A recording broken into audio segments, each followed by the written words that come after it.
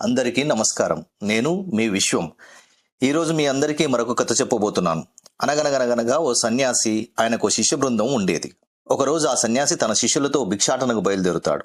అలా వెళ్తూ వెళ్తూ ఉండగా దారిలో ఓ పిల్ల కాలువ దగ్గర నీటి కోసం వచ్చిన మునికన్య కాలువను దాటలేక ఇబ్బంది పడుతూ ఉండడం చూస్తారందరూ. అది గమనించిన సన్యాసి వెంటనే చేతిలో ఉన్న కమండలం శిష్యులకిచ్చేసి ఆ మునికన్యను అమాంతం ఎత్తుకొని కాలువ దాటించేస్తాడు. ఆ తర్వాత అందరూ కలిసి ముందుకు నడుచుకుంటూ వెళ్ళిపోతారు. అలా కొంత దూరం వెళ్ళిన తర్వాత అందులో ఒక శిష్యుడు తర్జన భర్జన పడుతూ గురువు గారిని ఇలా అడుగుతాడు. గురువుగారు, మనం కఠోర బ్రహ్మచర్యం పాటించే సర్వసంగ పరిత్యాగులం కదా, మీరు ఎలా ఆ మునికన్యను ఎత్తుకుని కాలువ ఒడ్డును దాటించారు? మనకది తగని పని కదా అంటాడు. నేను ఆ మునికన్యను ఎప్పుడో కాలువ ఒడ్డునే దించేశాను, నువ్వు మాత్రం ఇంకా ఎందుకు మోస్తున్నావు అని అంటాడు ఆ సన్యాసి. అప్పుడు శిష్యుడు కంగారుగా, నేను కూడా మోస్తున్నాను గురువర్యా అని అడుగుతాడు. నేను ఎక్కడో దించేసిన మునికన్యని నీ మనసులో ఇంకా మోస్తూనే ఉన్నావు కదా అని అంటారు సన్యాసి. అప్పుడు ఆ శిష్యుడు తన తప్పు గ్రహించి తలదించుకుంటాడు.